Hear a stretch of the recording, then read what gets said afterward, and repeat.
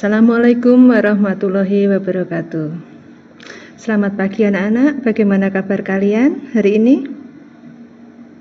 Alhamdulillah kalau kalian dalam keadaan sehat walafiat. Pada kesempatan hari ini kita akan bertemu dalam kegiatan MPLS untuk materi wawasan wiyata Mandala. Sebelumnya saya ucapkan selamat kepada kalian yang sudah diterima menjadi siswa-siswi SMA Negeri 1 Tambak Rejo. Kalian duduk di tingkat pendidikan yang lebih tinggi. Sebelumnya perkenalkan, nama saya Diah Nunuk Kusmiati Ningsih. Nanti kalian bisa memanggil saya Bu Diah. Tempat tanggal lahir di Blora 12 Maret 1975, sedangkan alamat saya di Perumahan Geraha Sentosa, Jalan Anggrek C7 nomor 1 Cepu. Nanti untuk kedepannya kita akan belajar bersama. Saya akan mengampu kalian untuk mata pelajaran kimia. Baiklah anak-anak, kita langsung masuk kepada materi. Wawasan itu adalah suatu pandangan atau sikap yang mendalam terhadap suatu hakikat. Sedangkan wiyata itu artinya pendidikan, mandala itu tempat atau lingkungan. Jadi, wawasan wiyata mandala adalah sikap menghargai dan bertanggung jawab terhadap lingkungan sekolah sebagai tempat menuntut ilmu pengetahuan. Unsur-unsur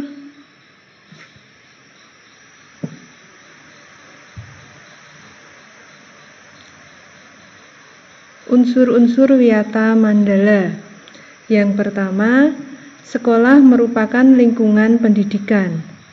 Yang kedua, kepala sekolah mempunyai wewenang dan tanggung jawab penuh atas penyelenggaraan pendidikan dalam lingkungan sekolah. Ketiga, antara guru dan orang tua siswa harus ada saling pengertian dan kerjasama yang erat untuk mengemban tugas pendidikan.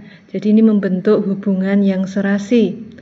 Kemudian yang keempat, warga sekolah di dalam maupun di luar sekolah harus menjunjung tinggi martabat dan citra guru.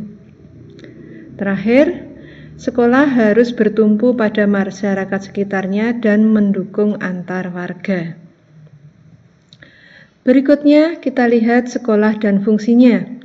Seperti kalian tahu, sekolah itu merupakan tempat penyelenggaraan proses belajar mengajar, menanamkan dan mengembangkan berbagai nilai, ilmu pengetahuan, teknologi, dan keterampilan. Sekolah merupakan lembaga pendidikan formal, tempat berlangsungnya proses belajar mengajar untuk membina dan mengembangkan antara lain ilmu pengetahuan dan teknologi, pandangan hidup dan kepribadian, hubungan antara manusia dengan lingkungan atau manusia dengan Tuhannya, dan kemampuan berkarya.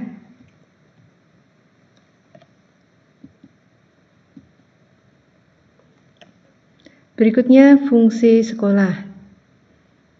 Fungsi sekolah adalah sebagai tempat masyarakat belajar karena memiliki aturan atau tata tertib kehidupan yang mengatur hubungan antara guru, pengelola pendidikan, siswa dalam proses belajar mengajar untuk mencapai tujuan pendidikan yang telah ditetapkan dalam suasana yang dinamis. Berikutnya, ciri-ciri sekolah sebagai masyarakat belajar. Adapun ciri-ciri sekolah sebagai masyarakat belajar itu adalah sebagai berikut. Yang pertama, ada guru dan siswa.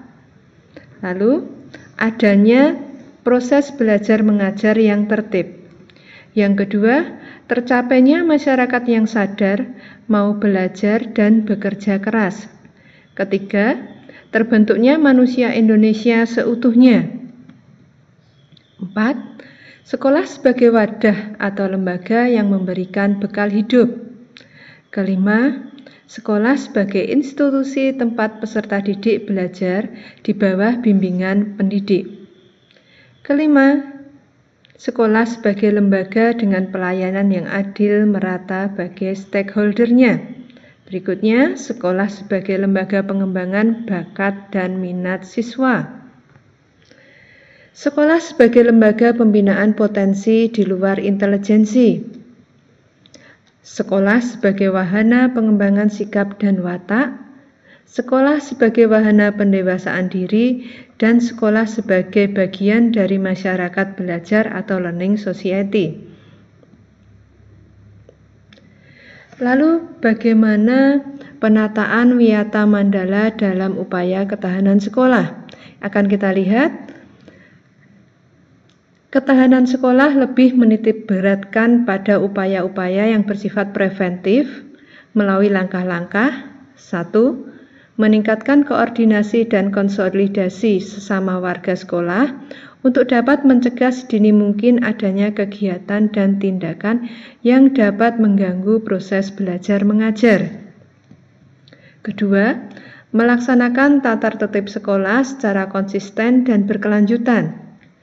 3. Melakukan koordinasi dengan komite sekolah dan pihak keamanan setempat untuk terselenggaranya ketahanan sekolah. 4. Mengadakan penyuluhan bagi orang tua dan siswa yang bermasalah. 5. Mengadakan penyuluhan dan pembinaan kesadaran hukum bagi siswa. 6. Pembinaan dan pengembangan keimanan, ketakwaan, etika bermoral Pancasila, kepribadian, sopan santun dan berdisiplin. 7. Pengembangan logika para siswa, rajin belajar, gairah menulis, gemar membaca, informasi dan penemuan para ahli. 8. Mengikut sertakan siswa dalam kegiatan ekstrakurikuler dan pengembangan diri. 9. Mengadakan karya wisata dalam rangka pengembangan ilmu dan teknologi. Selanjutnya, kira-kira peran siswa dalam Wiyata Mandala? Apa yang bisa kalian lakukan dalam Wiyata Mandala? Antara lain, berperan aktif dalam setiap kegiatan sekolah yang berkaitan dengan pendidikan.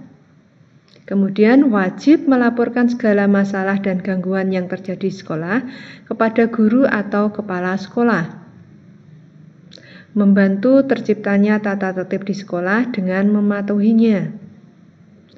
Berusaha untuk memanfaatkan waktu seefisien mungkin dalam belajar.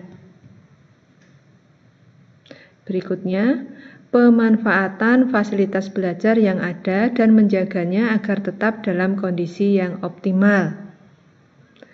Mengikuti kegiatan kokurikuler dan tambahan kokurikuler yang membantu proses belajar mengajar. Mengikuti kegiatan berorganisasi melalui OSIS. Menghindari tindakan yang akan mengganggu ketertiban dan proses belajar mengajar.